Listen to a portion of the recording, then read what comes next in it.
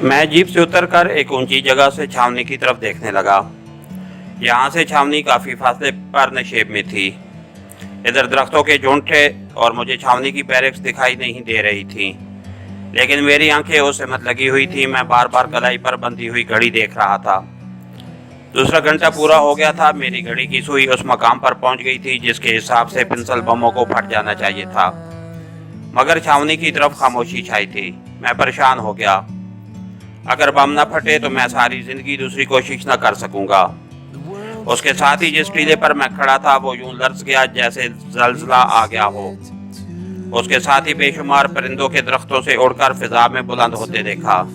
उसके बाद एक और धमाका हुआ। पहला धमाका बड़ी तोप में दोनों ताकतवर तरीन पेंसिल बमों के फटने का था, और शायद दूसरा धमाका वहां पर रखे गोला बारूद के फटने से पैदा हुआ था। छावनी की तरफ से अब सियाह रंग का धुएं का एक बहुत बड़ा मरगोला उठकर आसमान की तरफ बुलंद हो रहा था। मैंने फरते मुसरत से मुट्ठियां भींचकर लहराई, मगर साथ ही इस एहसास ने अपनी लपेट में ले लिया कि मेरा पाकिस्तानी जासूस होना साबित हो चुका है और छावनी की फौज मेरी तलाश में निकल चुकी होगी। पठानकोट, अमृतसर और जालंधर शहर में मेरे बारे में तारें दे दी गई होंगी। उनके पास मेरी तस्वीर नहीं थी, मगर मेरा हुलिया बता दिया गया होगा। मेरी तस्वीर मेरे मिलिट्री आईडी कार्ड पर लगी हुई थी। मैं भागता हुआ टीले से उतरकर जीप के पास आया। लिफाफे में से वर्दी निकालकर उसमें से अपना आईडी कार्ड निकाला और टुकड़े टुकड़े कर दिया। जीप को वहीं छोड़ा और सड़क से हटकर खेतों में चलने लगा। मेरी जेब में 200-250 रुपए थे। उसके अलावा मेरे पास कुछ नहीं था। मेरा इरादा था जिस कदर जल्दी हो सके वैरान और उजाड़ इलाकों से गुजरता हुआ बटाला में इमाम मस्जिद के पास पहुंच जाऊं। ये कोई आसान काम न था। फौज, पुलिस और सीआईडी चौकस हो चुकी थी। मैं अपना हुलिया तब्दील नहीं कर सकता था सिवाय इसके कि शेव न करूं। मगर बटाले पहुंचते पहुंचते मेरी दाढ़ी कितनी बढ़ सकती थी। मैं सोचता हुआ आगे बढ़ता रहा। दिल में यही ख्याल था कि बटाला पहुंचकर इमाम साहब ने मुझे अपने पास कुछ दिनों के लिए पनाह दे दी तो वहां से भेस बदलकर अमृतसर जाकर करुणिया से मिलूंगा और उसकी मदद से इंडिया बॉर्डर क्रॉस करके पाकिस्तान निकल जाऊंगा। मेरा मिशन खत्म हो चुका था। जिस अज़्म को मैं दिल में लेकर लाहौर से तन्हा रज़ाकाराना तौर पर निकला था वो पाए तकमील को पहुंच चुका था। अगरचे मेरी जिंदगी अभी तक मौत की संगलाख वादियों में घिरी हुई थी, मैं खामोशी से दरख्तों के नीचे से होकर चला जा रहा था। कुछ फासले पर एक हिंदू किसान कंबल की बगल मारे खेत में हल चला रहा था। मैं आगे बढ़ता गया। असल में मुझे देहाती लिबास में होना चाहिए था, मगर वहाँ देहाती लिबास मुझे कहाँ मिल सकता था। कुछ फासले पर वही किसान हल चलाता नजर आ रहा था जिसको मैंने पहले भी देखा था। मुझे भूख लगने लगी थी। वहाँ इर्द गिर्द मुझे कोई गांव भी नजर नहीं आ रहा था। इसी तरह रेलवे लाइन के साथ साथ कुछ हटकर चलता रहा। 1 घंटे बाद मैंने 3 कच्चे कोठे देखे। मैं उनके करीब जाते हुए खौफ महसूस कर रहा था, लेकिन मैं एक मकान के करीब से गुजरा तो मुझे एक दीवार के साथ एक औरत रोटियां पकाती नजर आई। मेरे कदम रुक गए। मैंने करीब जाकर हाथ जोड़कर हिंदुओं की तरह प्रणाम किया और कहा, माता जी भूख लगी है। वो 1.5 उम्र की औरत ने बड़े प्यार से कहा, पुत्रा भूख लगी है तो आजा रोटी खा। मैं उसके सामने जमीन पर बैठने लगा तो उसने पीछे से चौकी निकालकर आगे रख कर दी। पुत्र इस चौकी पर बैठो। उसने हांडी में से साग निकालकर रोटी पर डाला और मुझे देकर पूछा, तुम बाबू लगते हो, कहाँ से आ रहे हो?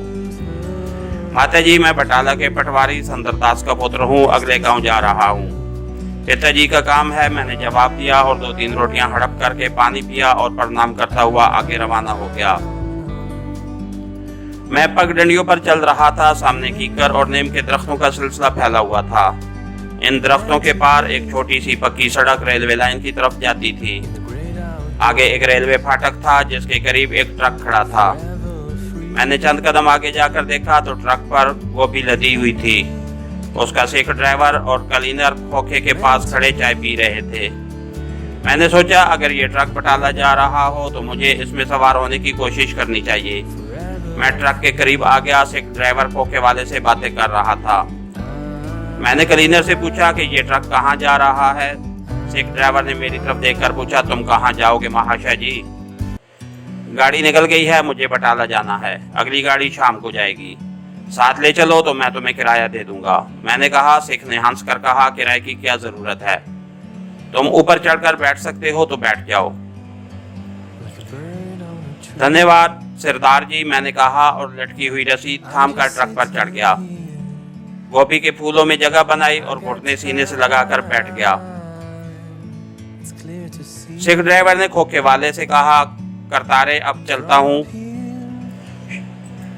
वापसी शाम को होगी, राम राम। ट्रक रवाना हो गया। ये एक जहरी सड़क थी और उसकी हालत भी काफी खस्ता थी। मैंने गोभी के फूलों में मजीद जगह बना ली और झुककर बैठ गया। अब बाहर से मुझे कोई नहीं देख सकता था। ट्रक काफी रफ्तार से जा रहा था। सड़क के किनारे 2-3 कस्बे आकर गुजर गए। भारतीय पंजाब का मैदानी इलाका शुरू हो चुका था। मैं गोभी के फूलों के ऊपर से सर निकाल कर देख रहा था। सड़क के दोनों जानिब शीशम के दरख्त पीछे को भागते जा रहे थे। इस जहरी सड़क पर इतना खतरा नहीं था, लेकिन बटाला में दाखिल होते वक्त पुलिस से वास्ता पड़ सकता था। इसलिए सोचा बटाला आने से पहले ही किसी जगह उतर जाऊंगा।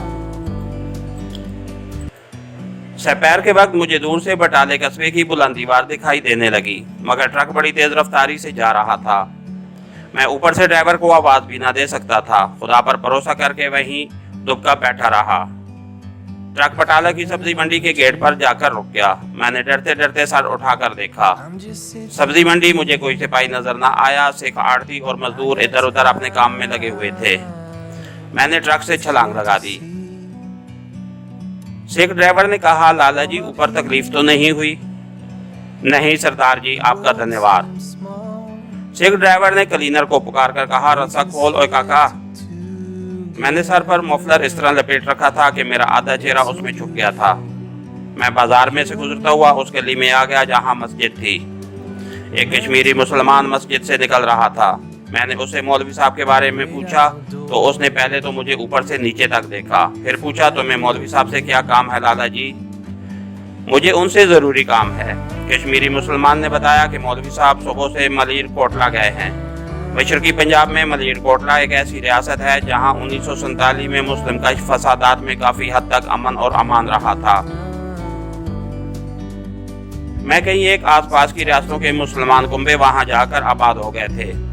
चुनांचे आज भी भारतीय पंजाब के मलीर कोटला शहर में पंजाबी आबादी है और उनकी मस्जिदों में नमाज पढ़ने के मनाजिर अक्सर जालंधर टेलीविजन पर दिखाए जाते हैं। मौलवी साहब के मलीर कोटला चले जाने की खबर मेरे लिए सदमे का बायस बनी। मुझे अचानक शदीद और खतर तन्हाई का एहसास हुआ। अब मैं बटाला में बिल्कुल अकेला था। वहाँ कोई होटल नहीं था और वहाँ से बजरिया रेल या बस अमृतसर शहर जाना भी खतरनाक था। रेलवे स्टेशन या बस स्टैंड पर पकड़े जाने का खदशा था। इसके साथ ही हमारी आज के एपिसोड का इख्तिताम हुआ। गानीगर चैनल को लाइक कीजिए, सब्सक्राइब कीजिए और बेल आइकन को प्रेस कर दीजिए ताकि आने वाली नई वीडियो आप तक बर वक्त पहुँच सके। शुक्रिया।